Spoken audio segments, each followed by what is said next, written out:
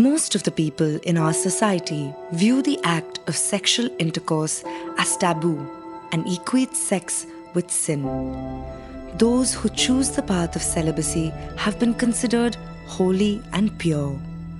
While some consider expression of sexuality as something wrong, others believe that sex is an elevating force and gives them independence.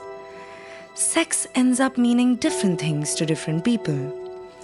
In olden times, people believed that shunning sex would lead them towards liberation. Buddhist monasticism, about 2,500 years ago, even considered sex to be the main cause of human suffering. Even Hinduism, many writers showed discomfort with the topic of marriage. Bhakti leaders like Jayadev of Assam worshipped Krishna and shunned Radha because they believed that God was greater than any lover. When we refer to the history of India, we find instances where sex was glamorized by most rulers. There existed a tradition of courtesans and dancers, of free women who could choose their lovers. Sex was not seen as a wrongdoing by those in power. Instead, they built temples with images of these women on temple walls.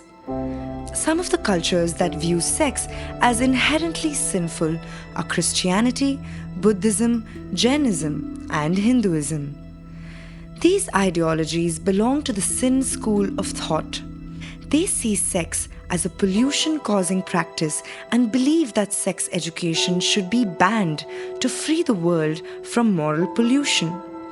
The Prakrit and Sanskrit literature make mention of the Natya Shastra, which explains how to reach God through senses and emotions, play and pleasure.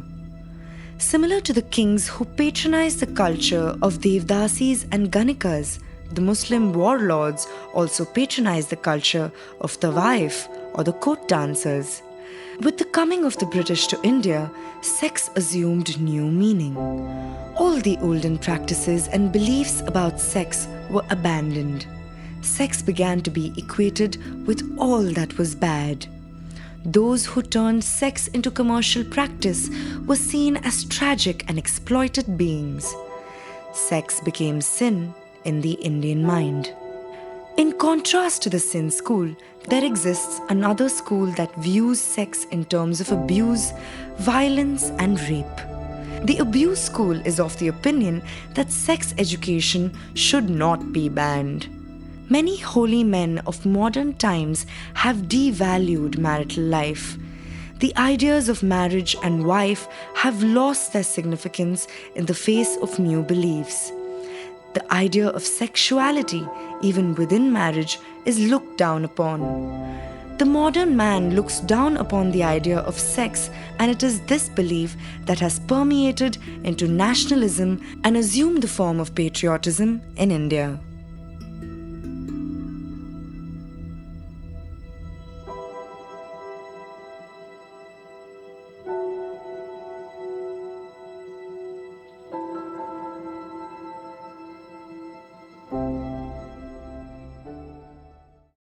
The victorious god would either slaughter the defeated god or appoint him as his junior deity. Vyas told the story of the Mahabharata to his disciple Vaishampayan, who told it to Romaharshan, who told it to Sauti, who told it to Shaunaka in the Naimish forest.